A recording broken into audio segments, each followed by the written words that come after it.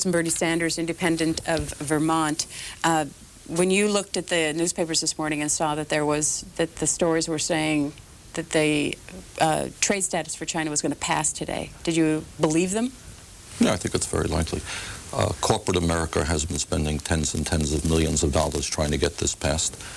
And when corporate America, which has contributed hundreds of millions of dollars to both political parties, speaks, most members of Congress, unfortunately, listen. That's the reality of American politics today. It's not good, but that is the reality, so I'm not surprised. Do you think that there was ever a time in which your side could have won? I don't look at it like that. I think that basically we have a country now where most people have given up on the political process. You know, most people no longer vote. We have a great divide between the wealthy and the poor.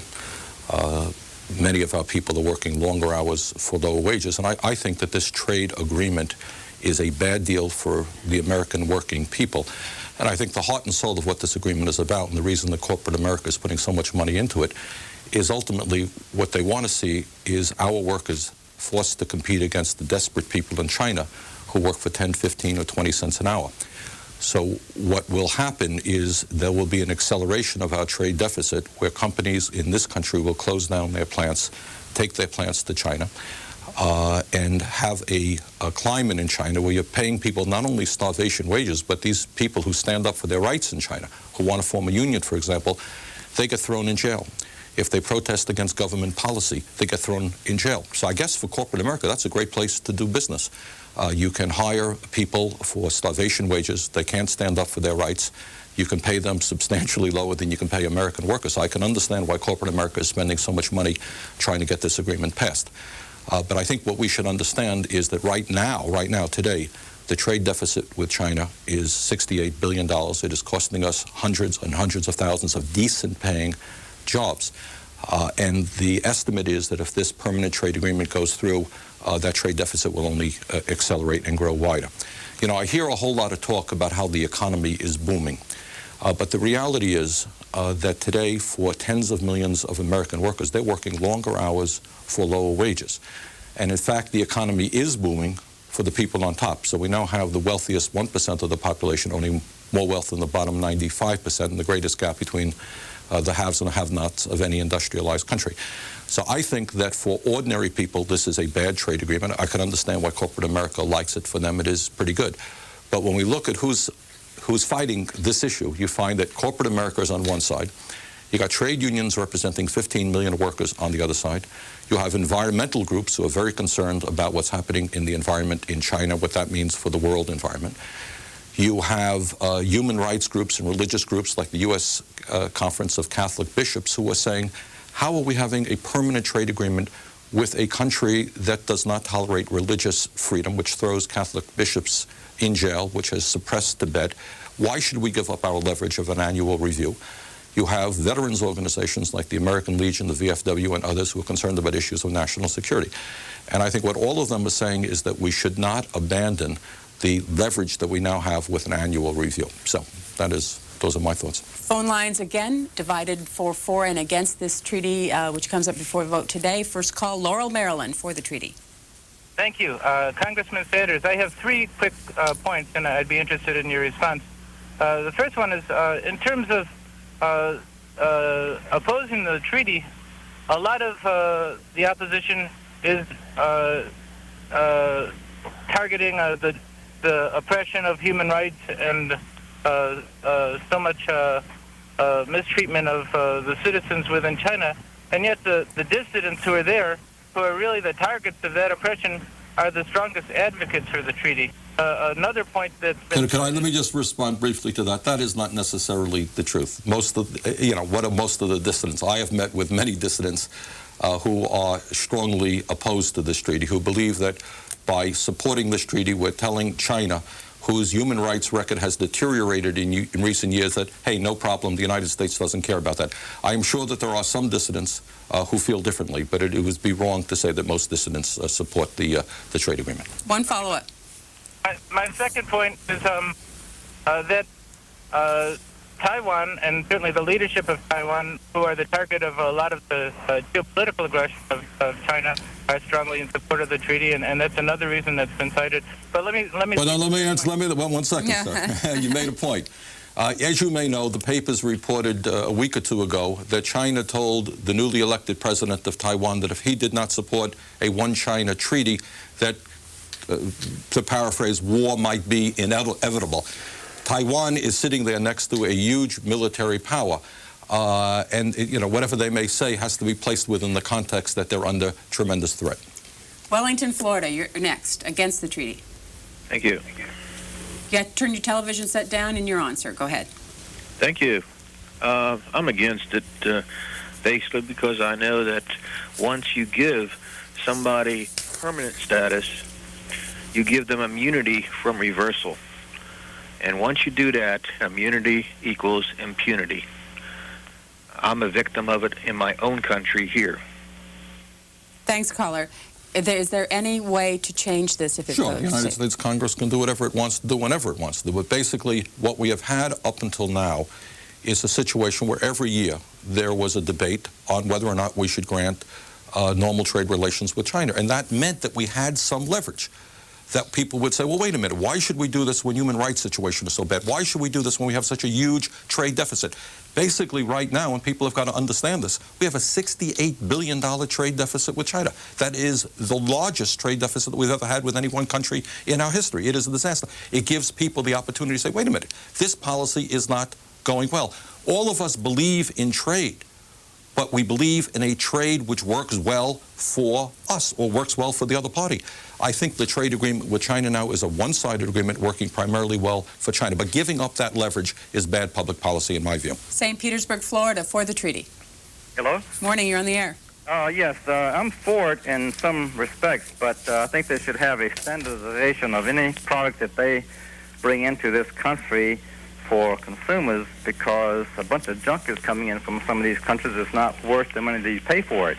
And it's going to fill up our junkyards, for one thing. The products do not hold up sometimes because they are inferior. And I think they should standardize to a degree, at least, some of the products that they bring into this country. Because Thanks. Congressman Sanders. Well, people have the right to purchase whatever they want to purchase. My concern, again, is that this is a trade agreement that is just not working well. The reality is that we have lost hundreds and hundreds of thousands of jobs because companies have taken their plants to China. People may not know this, but virtually every American corporation that we know has invested very heavily in China. We're talking about tens of billions of dollars investment. They're not investing in the United States of America. They're not creating decent paying jobs here. And while unemployment in this country is low, the fact of the matter is, for high school graduates who used to have the opportunity to go out and get a job in a factory, they didn't become wealthy. It wasn't a great job, but you know what? They can make it into the middle class. Those people are now working in service industry jobs at significantly lower real wages than they would have made if they were working in manufacturing jobs. Those people are hurting. You may have known that recently the International Labor Organization pointed out that in the United States today, our workers are now working the longest hours of any working people in the world. People are working 50 or 60 hours a week. People are working 2 jobs, 3 jobs. Now, there are a lot of reasons for that, but one of the reasons is that we have a bad trade policy with China. We have a bad trade policy in general. We have lost hundreds of thousands of manufacturing jobs, and people now have got to work that much harder in order to keep their heads above water. Payne, Ohio, against the treaty. You're next. Yes. The idea of Tiananmen Square still lays heavy on my mind, you know. Why should we give trade to China when they run over these students like dogs, when they're in prison still? Why should we open up anything to them? Congressman. Well, I am not of the view that we want to isolate China from the rest of the world. I think we want to bring China into the world economy. We want them as somebody who we can relate to in peace, certainly not in war. But I think what we are voting on today is not whether China is a good nation or a bad nation, but whether this is a good trade agreement for the American people. And again, the gentleman talks about human rights. According to the U.S. State Department, human rights have deteriorated in China. They are worse than they used to be. And I think at least by having an annual review, what we can say to China is that if you want to export 40% of your product into the United States, you know, we are concerned about human rights. We are concerned that when people try to form a union and stand up for their rights and raise their abysmally low wages, that they're not going to be thrown in jail. And we can talk to them about that. But if, in fact, we vote for this trade agreement today, all of that leverage is going to disappear, and I think that that is very unfortunate. Silver Spring, Texas, for the treaty. Go ahead, Silver Spring. Yes, I have one concern. A lot of the factors that he has mentioned, I understand, but one is the effect on the small industry and small communities. It is very disruptive when the major or only industry in a small community does get moved. If there's some answer for that, then I would be much, much, much more positive about it. Well, you raise a good question, and the answer is no, of course there is not an answer for that. Yesterday, I was at a press conference with the International Association of Machinists, the Strong Trade Union, and a business group. But this was a different type of business group. This was a business group that invests in America. And what they are saying, these are smaller companies, not General Motors, smaller companies. And what they were saying is that they, right now, are often supplying product to the larger companies. They're suppliers. And what's happening now is that many of the suppliers are being cut off because the major corporations are now buying their supplies from companies doing business in China. And that means companies who are employing 300, 400, 500 workers are being shut down and jobs are being lost. And I want to reiterate this point again. We hear so much talk about the booming economy. Today, there are tens of millions of Americans working longer hours for low wages. Yes, the economy is booming for the CEOs of the large corporations who make 400 times more than their workers. But this trade agreement is not good for the average American. Otter Tail, Minnesota, against the treaty. Good morning. Morning. First of all, I'd like to thank the congressman for telling the truth. I was hoping I'd been able to get on and talk to the Republican congressman from California. You're right, sir. You're telling the truth. They really don't care about the poor people in China, just like they don't care about the poor people of America. All this wealth, who's getting this wealth? They talk about building a stronger defense for America. All that money is going to go to build missiles and tanks and airplanes, and yet we've got the men and women of the armed services that are living on food stamps. So where's all this wealth going to? We're sending all this money to the moon. We got poor people. We got older people that can't even buy prescription drugs. Where's all this wealth? Who's getting it? Minnesota, thanks. Well, I mean, the caller raises an important point, in that a lot of wealth is being created in this country, but it's not going to the middle class and it's not going to working people. He talked about working conditions in China. A gentleman named Charlie Kernigan, you may know, is with the National Labor Committee, I think in New York City, and he just recently came back from China. And he was talking about American companies in China hiring people, usually women, young women from the rural areas, who are least able to stand up for their rights.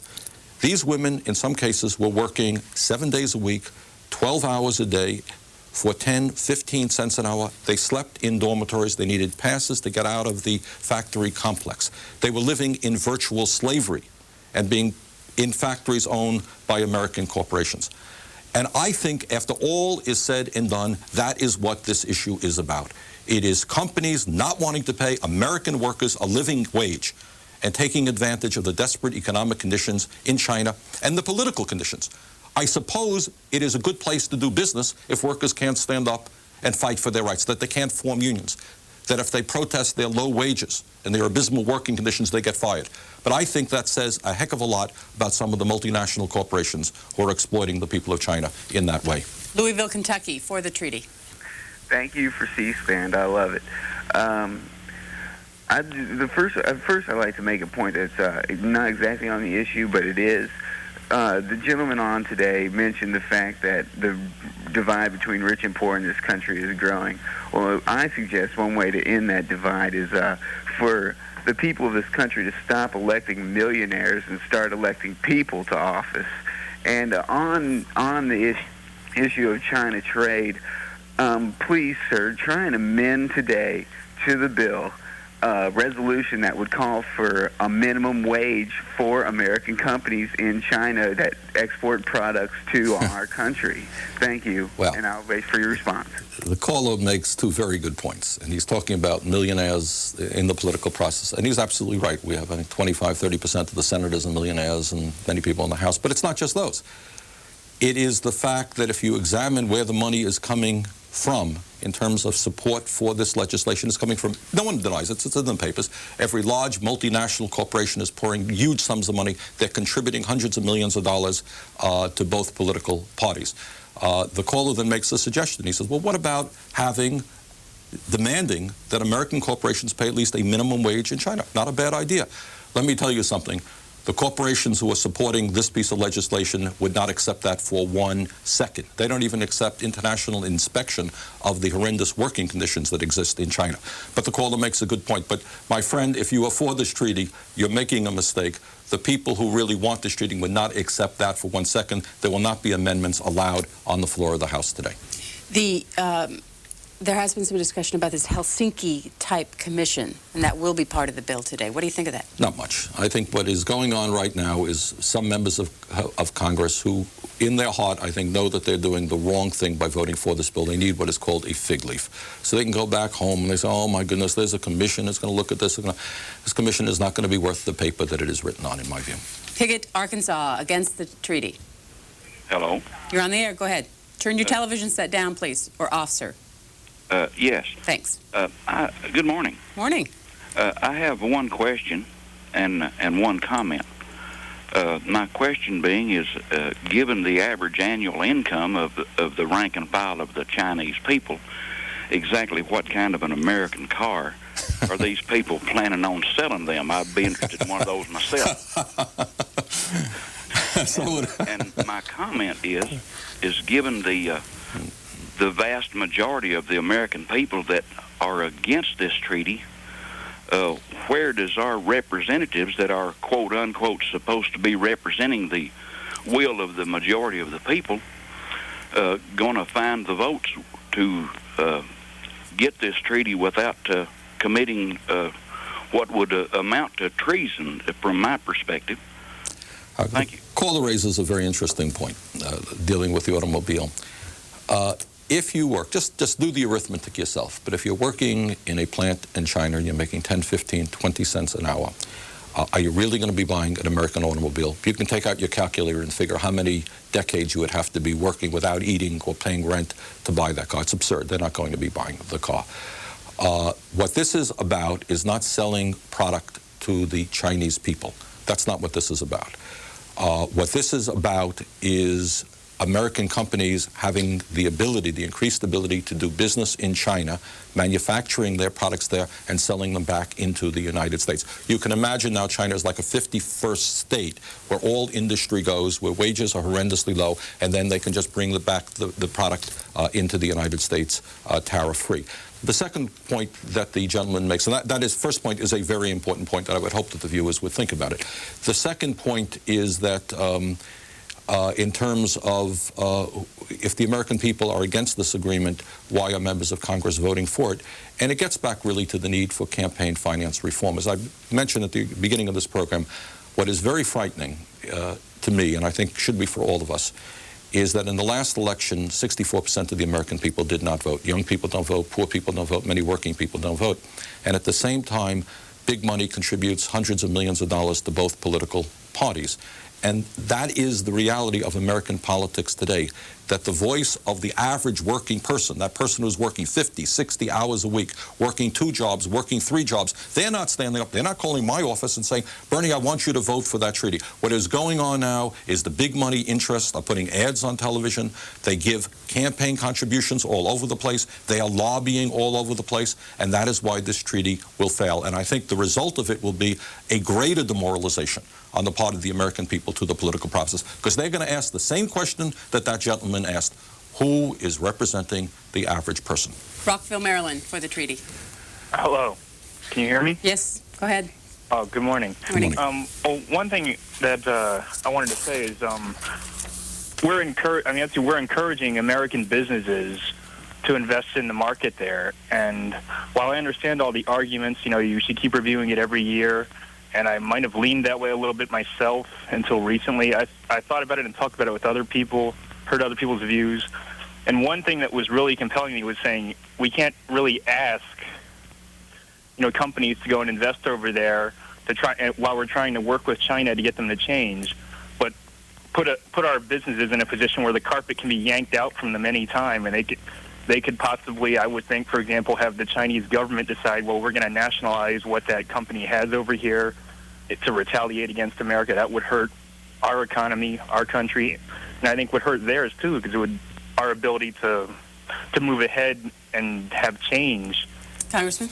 Well, I would suggest that this treaty doesn't have much to do with that. If China, with or without a permanent agreement, wanted to nationalize a company, they could do that. I don't think that they do. I think they want to encourage American investments. So I would not say that is a major issue. But what the caller might be interested to know, and some of the taxpayers might be interested to know, they'll be happy to know that their tax dollars in various types of government programs goes to make sure that if that happens, as taxpayers, we will reimburse and provide insurance for those companies that were negatively impacted by not only Chinese policy, but the policies of other foreign government. Once again, the gentleman says, well, this might be deleterious to the needs of large American corporations. Well, it may be. But some of us in Congress think that our function in life is not just to represent large multinational corporations. We think our function is to represent the average American. Mount Airy, Maryland, against the treaty. Good morning. Morning. Morning, Mr. Sanders. Good morning. I'm very happy to see you up there. Thank you. I am totally against this treaty. My father worked for the CIA for 30 years. And before he died, one of the things he said to me was that the government of this United States, he died with a broken heart, because he said the government of the United States is now being run by multi-corporations. And he says, beware, my son, because what's going to happen is in about 10 years, China will be the main thing that's going on.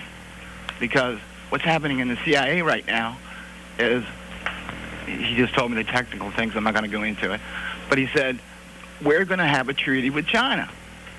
Now, it's 10 years later, and we're having a treaty with China. I said, and my father was in China in 1945 during World War II, and he stayed with that treaty. And the management of this country is getting so bad, and the people who manage, or you are the managers, we are the people who vote you in to manage this country. And when you start listening to multi-corporations and not to the people, it concerns me very much. Thanks, Marilyn. Well, I would agree with the last point that the caller made. I mean, I think the evidence is overwhelming. A couple of months ago, the Congress, in its wisdom, decided to pass a tax bill. 73% of the tax breaks went to the richest 1% of the population, the people who need it the least. Meanwhile, we have not been able to raise the minimum wage to keep pace with inflation. We have 44 million Americans who have no health insurance. We've been unable, being the only industrialized country on earth, not to pass a national health care system. I think the evidence is pretty overwhelming that the Congress of the United States, which takes huge amounts of campaign contributions from big money, ends up, by and large, representing the people who have the money and not the middle class or the working class of this country. Levittown, Pennsylvania, for the treaty. Good morning, gentlemen. Good morning.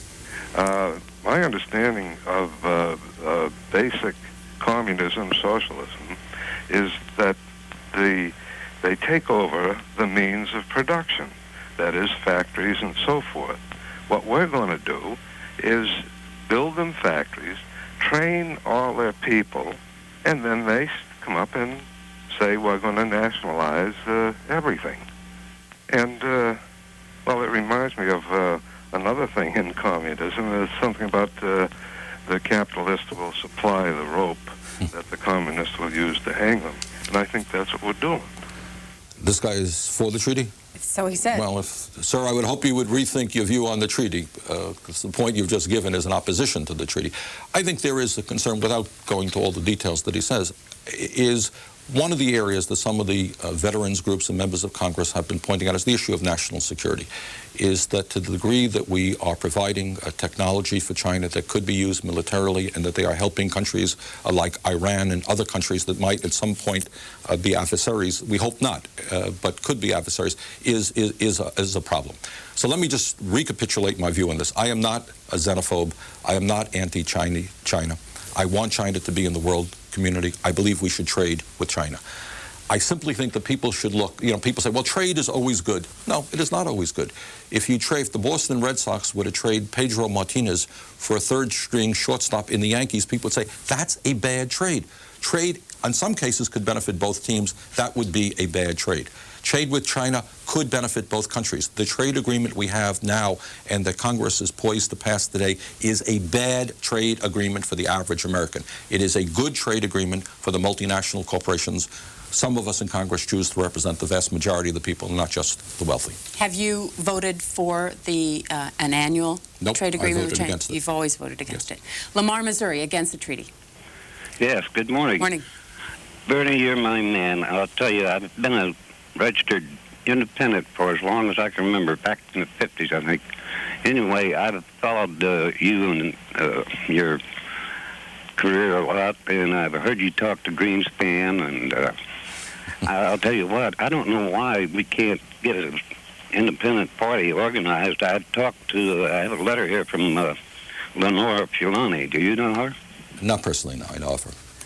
She's supposed to be representing the Committee for a Unified Independent Party, and I'm waiting to find someone like you that will get in there, and I don't know, you can't do it by yourself, I know that, but I'm so independent that I can't hardly stand it. I wish you could do something for us.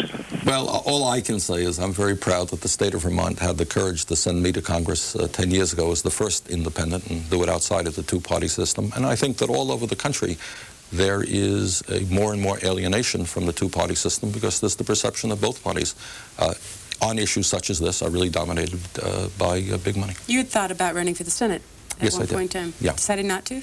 Right. Why? For a variety of reasons. As conservative as the House is, at least in the House we have a progressive caucus, and there are 40 or 50 people that I can work with who I believe are trying to represent working people. The Senate is an institution very, very heavily dominated by corporate interest. Very few strong progressive initiatives come out of the Senate, and I thought that I would be very, very uncomfortable there. Congressman Sanders, thanks for being with us this morning. Thank you for the opportunity. Appreciate it.